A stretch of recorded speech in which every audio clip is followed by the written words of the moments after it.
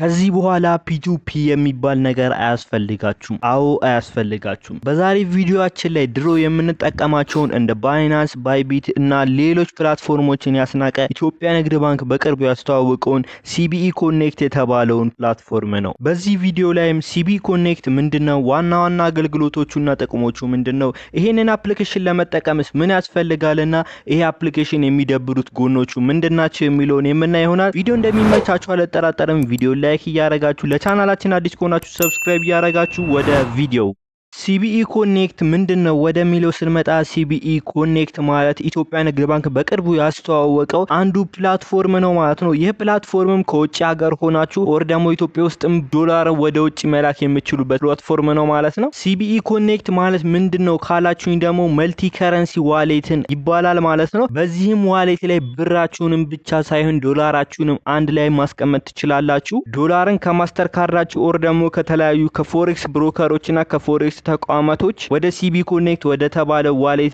ምንም ሳይቆረጥባችሁ ማስተላለፍ ትችላላችሁ እና በዚህም ዋሌት እንደፈለጋችሁ መቀበልና መላክን ትችላላችሁ። በኢትዮጵያም የመጀመሪያ መልቲ ከረንሲ ዋሌት ንግድ ባንክ ማስተዋወቅ ችሏል። እነዚህ አሪፍ ለውጦችን በሀገራችን ስልጣኔ አሪፍ አስተዋጽኦ ይኖራቸዋል። ይህ መልቲ ከረንሲ ዋሌት ማለት በአጠቃላይም CBE Connect ማለት መልቲ ከረንሲ ዋሌት ሲሆን ዶላርን ተቀብላችሁ ወደ ብር ሳትቀይሩ ማስቀመጥ የምትችሉበት ዋሌት ነው። ይህንን አፕሊኬሽን ለመጠቀም ምን ያስፈልጋል ካላችሁ ይህንን አፕሊኬሽን ለመጠቀም መጀመሪያ ከፕሌይ ስቶሪ ላይ አፑን ካወረዳችሁ በኋላ በኢሜይላችሁ ወይም በስልካችሁ ትከፍታላችሁ። ልክ ይሄንን እንደጨረሳችሁ ሌቭል 1 የሚለውን ማለፍ ትችላላችሁ።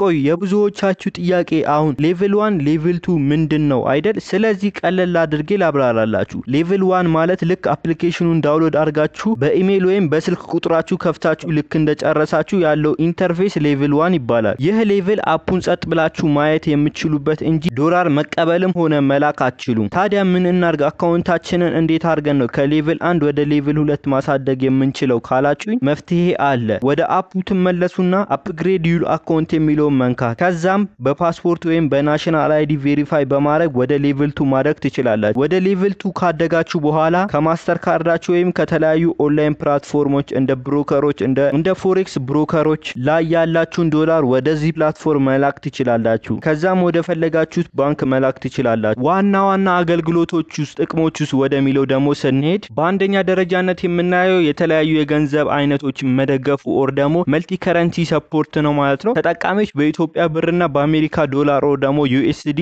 አንድ ላይ እንዲይዙ ወይም እንዲጠቀሙ ያስችላል። ሁለተኛው ደግሞ ያለምንም አገልግሎት ክፍያ ገንዘብ መላክ ነው ማለት ነው። በእንግሊዘኛው ደግሞ ፍሪ ሪሚቴንስ እንለዋለን ማለት ነው። ከውጭ ሀገር በኦንላይን ስራ ላይ የሰራቻቸውን ዶላሮች እንደ ቪዛ ወይም ማስተር ካርድ በመጠቀም ምንም አይነት ተጨማሪ ባንክ አገልግሎት ክፍያ ሳይቆረጥባችሁ ወዲያውኑ ወደ ኢትዮጵያ ገንዘብ መላክ ትችላላችሁ። ሶስተኛው ደግሞ ሁሉንም በአንድ ላይ የያዘ መተግበሪያ ወይም አፕሊኬሽን በመሆኑ ነው። ከ7 በላይ የተለያዩ ፋይናንሻል አገልግሎቶችን በአንድ ላይ አጣምሮ የያዘ ነው። መተግበሪያውን በመጠቀም ከዓለም አቀፍ አገልግሎት ክፍያዎችን መክፈልና የተለያዩ እንደ የቤት የመኪና ብድር ያሉ ኢንቨስትመንቶችን ማስተዳደር ይቻላል። ያው እንዳልኳችሁ ኦንላይን ላይ የሰራችኋቸውን ገንዘቦች ማስተር ካርድ ኦር ደግሞ ቪዛ ካርዳችሁን ተጠቅማችሁ ወደዚህ ወደ CBE Connect ዋሌታችሁ መላክ ትችላላችሁ። ከዛም በኋላ CBE Connect ላይ የላካችሁትን ደግሞ ሌቭላችሁ ወደ ሌቭል 2 በማሳደግ አካውንታችሁን ወደ ተፈለጋችሁት ባንክ አካውንቶች መላክ ትችላላችሁ ማለት ነው። እንደዚህ አድርጋችሁ CBE Connect ዋሌትን መጠቀም ትችላላችሁ። ያው ከአፕሊኬሽኑ ላይ የደበረኝ ኦር ደግሞ ከዚህ ከአዲሱ ፕላትፎርም ላይ ያልተመቸኝና የግሌን ሐሳብ ልንገራችሁ ማለት ነው።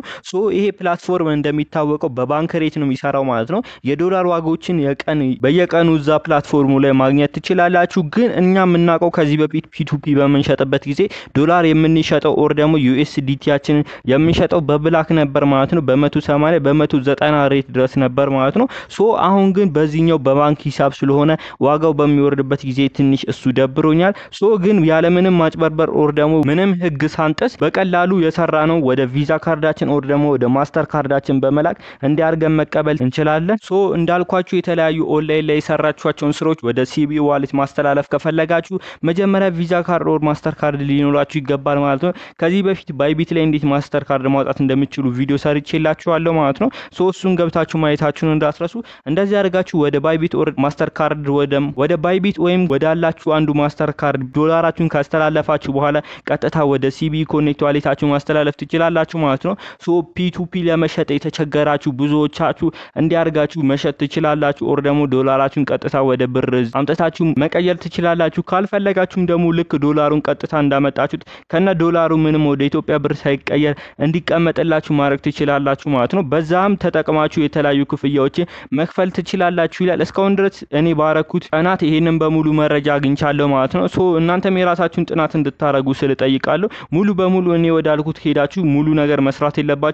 የራሳችሁን የሆነ ጥናት ማከናወናችሁ ወደ አፕሊኬሽኑ ገብታችሁ እንድትጠቀሙ ስለጠይቃችኋለሁ ማለት ነው። ቪዲዮ ከተመቻችሁ ቪዲዮ ላይክ እያረጋችሁ ለቻናላችን አዲስ ከሆናችሁ ሰብስክራይብ ማድረጋችሁን እንዳትረሱ። ይመቻችሁ።